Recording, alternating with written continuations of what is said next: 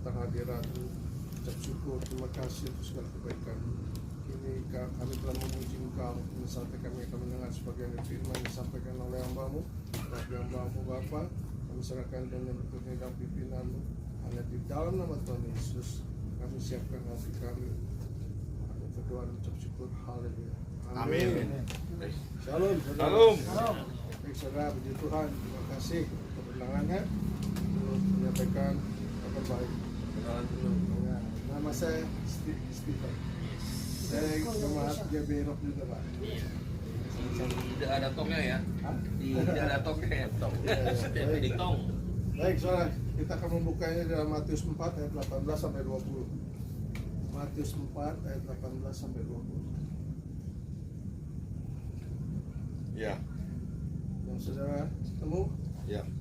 katakan amin. Amin. Ya, saya baca yang 18, saudara yang 19, 20 kita baca bersama.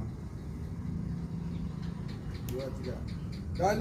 Dan ketika Yesus sedang berjalan menyusur danau Galilea, ia melihat dua orang bersaudara, yaitu Simon yang disebut Petrus dan Andreas saudaranya.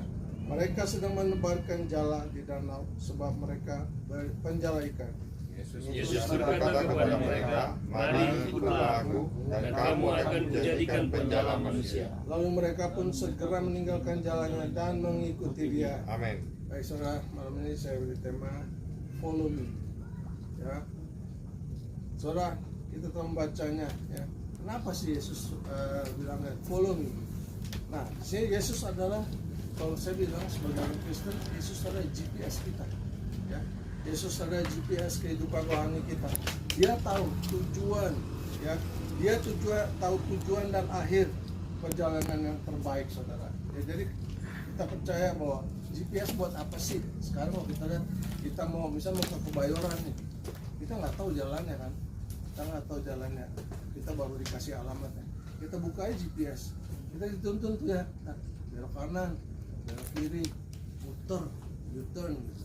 Nah, jadi saya bilang, ya setelah kita tahu kita sebagai orang anak-anak Tuhan, kita mau diberi apa GPS? GPS bagi saya itu adalah Alkitab. Ya, Alkitab itu GPS kita, saudara. Jadi memang kita belum pernah ke sorga, tapi GPS itu pasti menuntun kita sampai ke sana. Ya lah, amin. Amin. Jadi Tuhan itu GPS kita bagi orang Kristen yang percaya. Ya. Bahkan ketika kita tidak mengerti arah dan tujuan hidup kita, saudara, mengikuti Yesus artinya tunduk pada arahannya. Seperti kita tunduk pada GPS itu. Kalau dia bilang belok, belok. Ya. Kalau kita lempeng nyasar nggak kira-kira? Nyasar, ya. Jadi kita nyasar. Jadi walau terasa sulit atau tidak masuk akal, itu yang Tuhan sudah tunjukkan sama kita. Baca Alkitab, ya. Baca ini Alkitab, ya. Kita pasti sampai ke surga. Amin. Amin. Hari ini kita akan belajar mengapa sih kita harus mengikuti Yesus, ya. Kenapa kita harus mengikuti Yesus? Di sini yang pertama, saudara, panggilan untuk mengikuti Yesus, ya.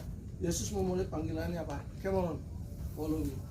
Wah, si Andreas, ya, terus lagi menjalaikan dia, follow me. Wah, itu satu panggilan. Saya baca itu ya, kayaknya kok segampang itu mereka dipanggil langsung ikut. Ternyata saya percaya ketika Tuhan memilih kita, ya, kita ada rasa penundukan diri kita, ya. Ketika Tuhan memanggil kita nggak main-main, saudara, ya. Tuhan memanggil kita itu panggilannya itu penuh kuasa, ya. Sekarang follow me, itu dengan kuasa. Kalau dia nggak dengan kuasa, mungkin kita remeh, saudara, ya. Dia punya kuasa, ya. Jadi dia tidak memanggil mereka yang memenuhi syarat, saudara. Kadang-kadang orang pikir, kenapa Tuhan memilihnya nelayan gitu, ya. Kenapa nelayan yang dipilih? Kenapa? Kan banyak orang-orang yang pintar, ya. Banyak orang pengusaha, ya. Kenapa dipilih nelayan, saudara?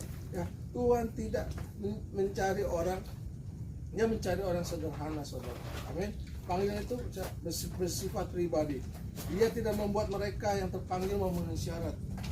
Memang orang pikir mereka orang sederhana. Kok Tuhan memanggil orangnya sederhana sih, gitu ya. Tapi itu rencana Tuhan luar biasa. Kenapa, saudara? Karena orang yang pandai kadang-kadang tuh susah diatur gitu, ya, pakai otaknya sendiri, ya. Tuhan bilang ambil air cedok, mungkin dia nggak mau, apaan sih, ya nggak. Tapi kalau orang yang sederhana itu mudah dibentuk, ya.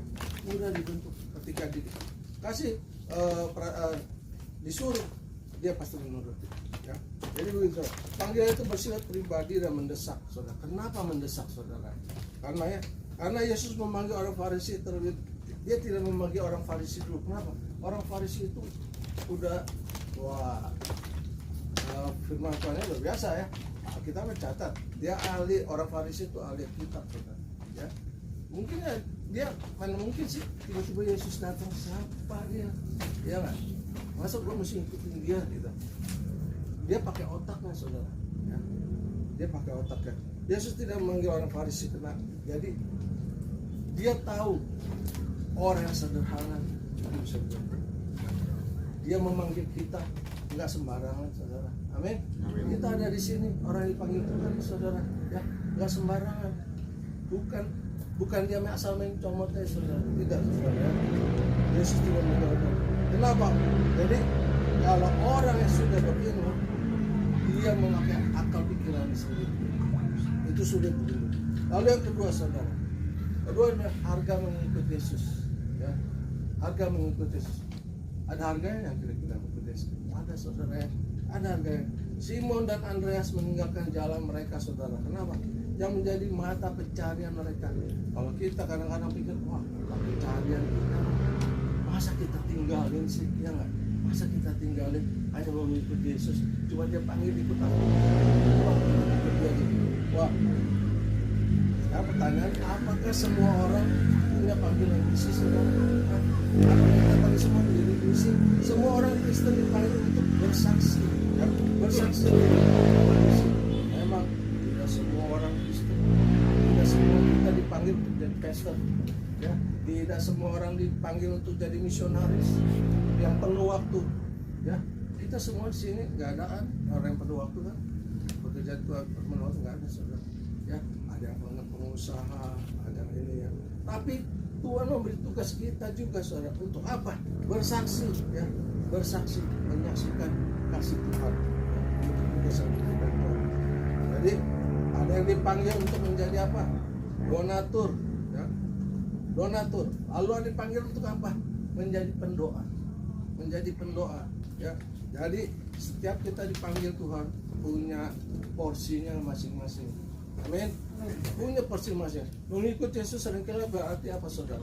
Meninggalkan kenyamanan, keamanan, ya. Terus apa? Keegoisan diri kita. Yang tadinya kita egois, yang tadinya kita suka marah, itu harus kita tinggalkan, saudara, ya. Dan ambisi, segala ambisi kita yang tadinya dulunya kita berambisi sekali, wah, gua mau jadi ini, mau jadi, tapi Tuhan panggil kita ada satu misi yang luar biasa, saudara. Amin. Ya, misi yang kadang-kadang tidak kita selami. Apa sih, kenapa sih Tuhan pilih saya? Ini bukan kebetulan nih, Pak Susilo, ya. Pak Susilo dari seberang Tuhan panggil, ya. Saya lihat kesaksiannya, ini militan, ya, luar biasa. Dia bukannya punya iman yang abal-abal, dia imannya udah diuji, teruji loh ini, ya nggak? Yes. Dari seberang percaya Yesus, diuji lagi dengan jatuh bangunnya, ya. Dia tidak meninggalkan Tuhan. Udah gitu istrinya yang mengajak dia kenal Yesus saja meninggalkan, luar biasa, ya. Pak Susilo sudah teruji prosesnya. Jadi Tuhan memanggil bukan orang pandai, bukan orang pintar, orang yang taat, orang yang mau diproses. Amin. Ya, di dalam Lukas 9 ayat 23 dikatakan, barang siapa menjadi muridku, ia harus menyangkal dirinya, memikul salibnya setiap hari dan mengikut aku. Ya. Jadi ikut Yesus, saya bilang kadang-kadang kalau secara orang dunia kurang kerjaan, orang lagi kerja bener-bener dipanggil suruh ngikutin dia gitu loh, kayaknya kurang kerjaan banget gitu loh, ngikutin Yesus kemana-mana gitu, ya, kayak kurang kerjaan gitu. Tapi Tuhan bilang, kalau mengikut aku, pikul salib, ikut aku. Jadi Apa yang perlu kita tinggalkan, saudara, sekarang? Hah? Apa yang kita perlu tinggalkan untuk mengikuti Yesus sepenuhnya? Meninggalkan manusia lama kita, ya. Tadi saya bilang kita dulunya galak, kasar, suka pukul orang, ya, maki-maki orang, ya, pelit, ya. Nah, itu semua setelah kita ikut Yesus, ingin kita mengikuti apa yang diinginkan, ya, meninggalkan manusia lama kita. Misal apa? Menyerahkan hidup kita sepenuhnya kepada perintahnya, kepada perintahnya semua ada di Alkitab, saudara, ya. Semua ada di Alkitab. Maka kita harus baca Alkitab, hidup sesuai dengan ajaran dan teladannya dia. Kita lihat apa sih yang Yesus lakukan, apa sih yang dia kerjakan di bumi ini, ya nggak? Nah, kita dipanggil untuk mengikuti dia, contoh dia, ikuti kehidupan dia, gaya hidupnya, ya, apa yang dia lakukan, ya. Misalnya ada orang sakit, doakan. Dulu memang kadang-kadang saya pikir setelah sadar baru, saya doain orang sakit, saya bilang, aduh, kayaknya nggak pede gitu, ya. Masa sih kita doain orang sakit, kita kalau nggak sembuh gimana, ya, kalau nggak sembuh. Nah itu tuh, iblis menuduh kita terus, siapa lu, gitu, ya, nggak mungkin sembuh lu doain itu.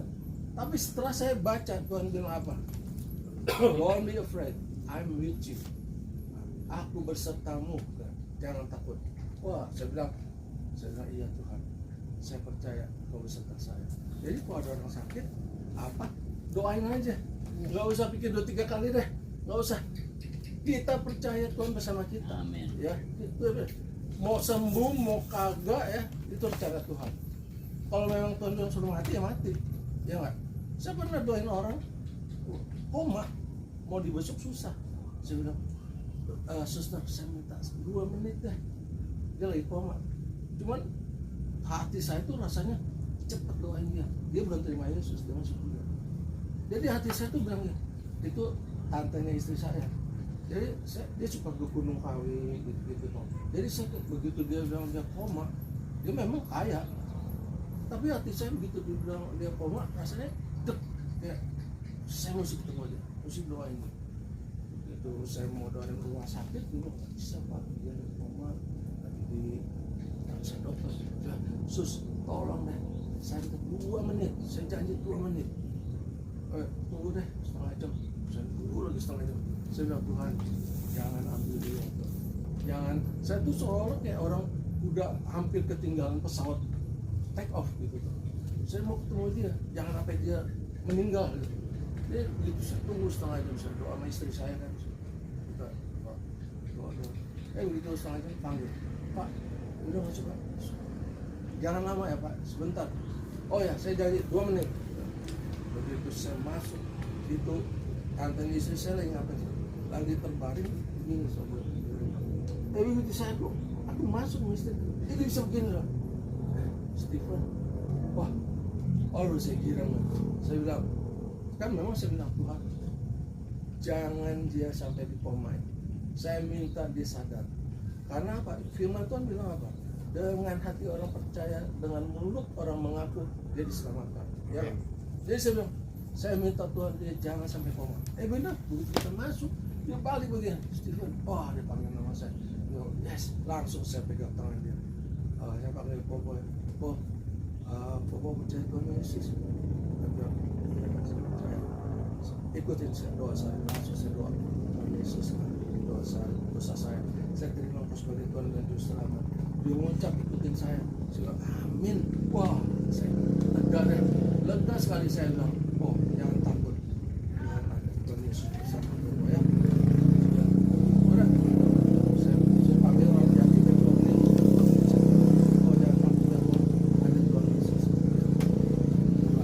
Begitu besok pagi-pagi jam 6 pagi, mertua saya telepon, si Papa udah lewat. Saya girang, saya bukannya sedih, bilang yes, terima kasih Tuhan, terima kasih kesempatan yang Kau berikan. Saya percaya dia udah terima Yesus, karena dengan hati percaya, dengan mulut mengaku. Jadi saya percaya dia. Jadi saya percaya kita digerakkan Tuhan, jangan tunda, jangan tunda. Ya, kita harus mengasihi sesama kita, ya, taat dengan firman Tuhan, rela berkorban dan memikul salib, Memikul salib itu apa sih? Ya. Di dalam Matius 26 ayat 38 saya bacakan.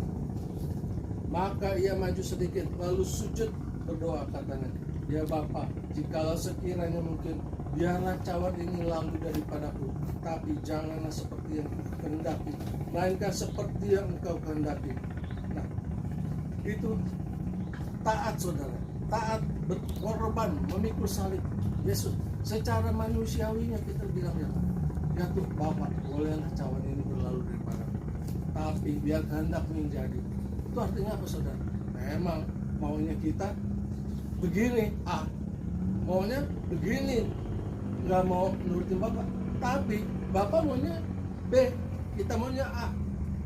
Tapi Yesus, karena dia menundukkan dirinya, dia taat sampai mati, dia akan meninggal. Dia pilih B. Memang secara manusia dia maunya yang A. Tapi karena ketaatan dia sama Tuhan, dia rela berkorban, pikul salib saudara. Jadi menyerahkan kehendak pribadi kita kepada Allah, menerima panggilan untuk menderita saudara. Jadi pikul salib itu menderita saudara. Kita lihat film The Passion, wah luar biasa. Saya lihat itu, saya nangis pertama kali saya lihat The Passion, saya nangis. Oh, kasih Tuhan luar biasa. Kita siapa saudara? Ya, Alkitab catat tidak ada yang benar. Amin. Tidak ada yang benar, satu pun tidak. Kita semua orang sudah jatuh dalam dosa. Tidak ada yang benar. Tapi dia dari surga turun ke dunia. Dia mau melakukan seperti yang di film The Passion itu. Saya nangis saudara. Siapa kita saudara?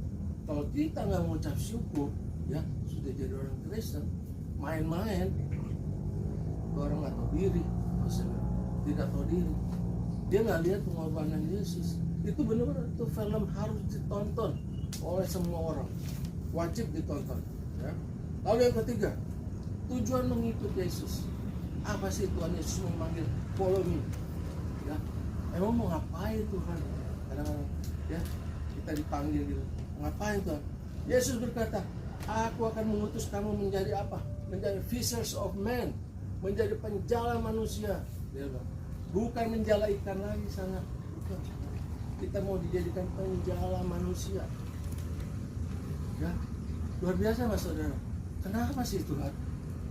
Bukan enakan jadi penjala ikan, kita bisa kenyang, bisa sehat. Tapi saudara, kita melihat hanya sebatas pandangan manusia. Tapi Tuhan melihat apa? Eternal life, ya, kehidupan yang kekal. Dia melihat kehidupan yang kekal.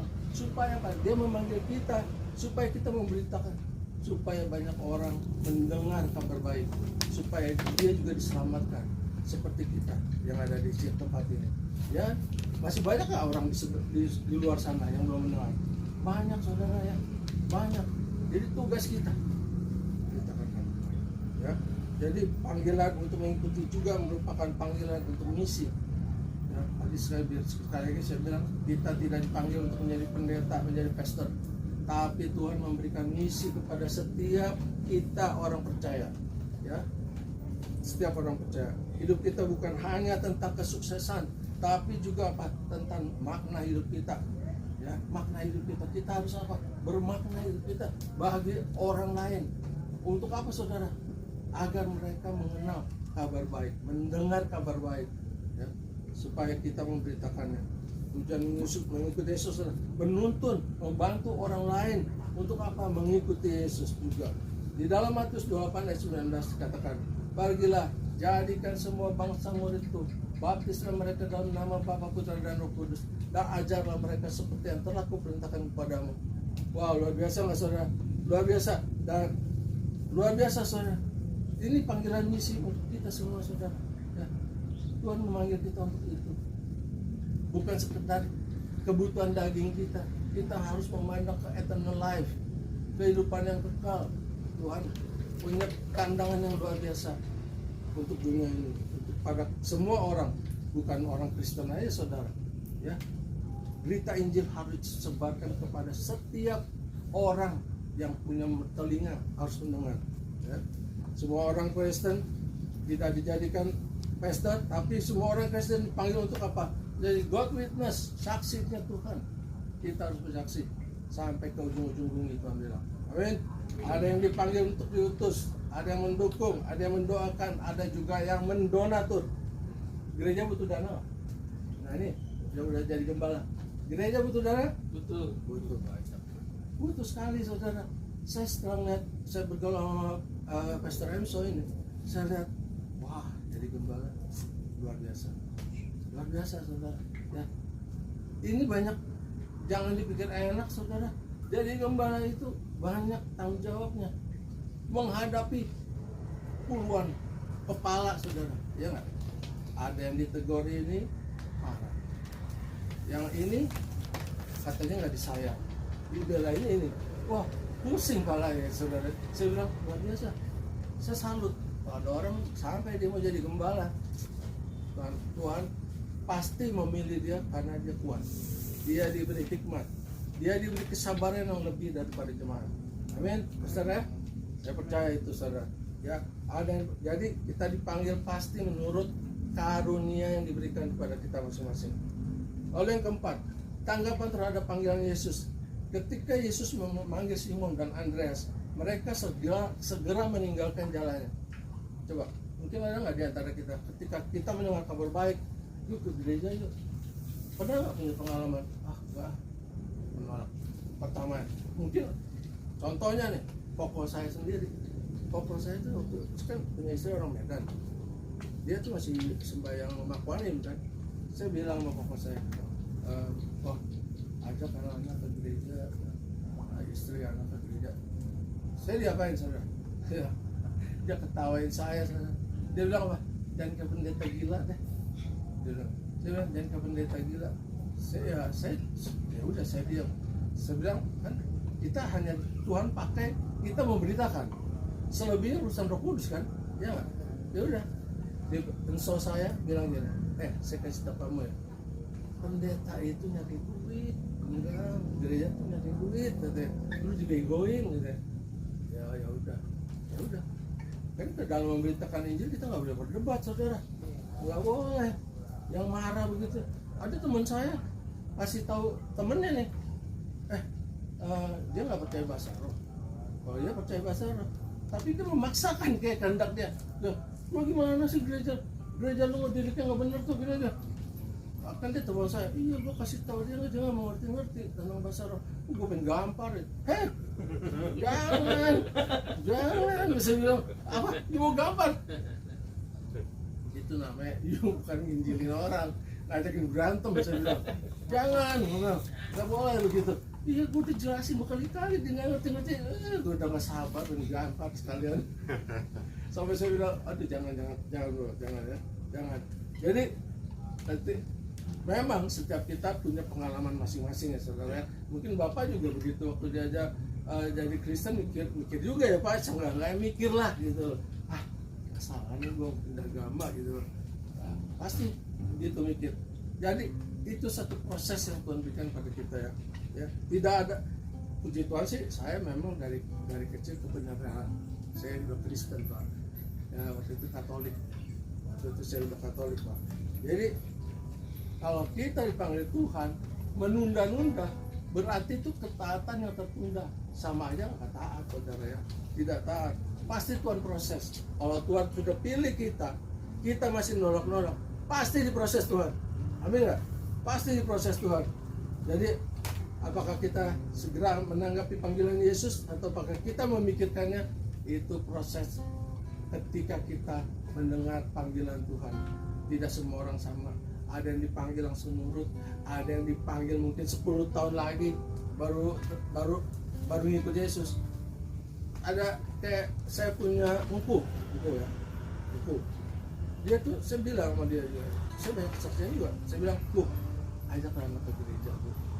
Dia bilang apa saudara? Dia bilang, saya daripada jadi orang Kristen, mending saya masuk neraka. Oh my God. Ya, kita doain aja deh. Tapi saya ngomongin ini, dia bertobat 3 tahun. Enggak besokan, enggak saudara saya.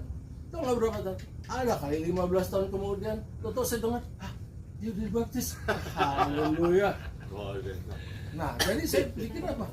Apa yang kita tabur, beritakan Tuhan, nggak sia-sia. Ya, entah itu tumbuhnya 10 tahun, setahun, 2-3 tahun, tenang aja saudara. Saya percaya Roh Kudus bekerja, ya. Roh Kudus pasti bekerja. Ya.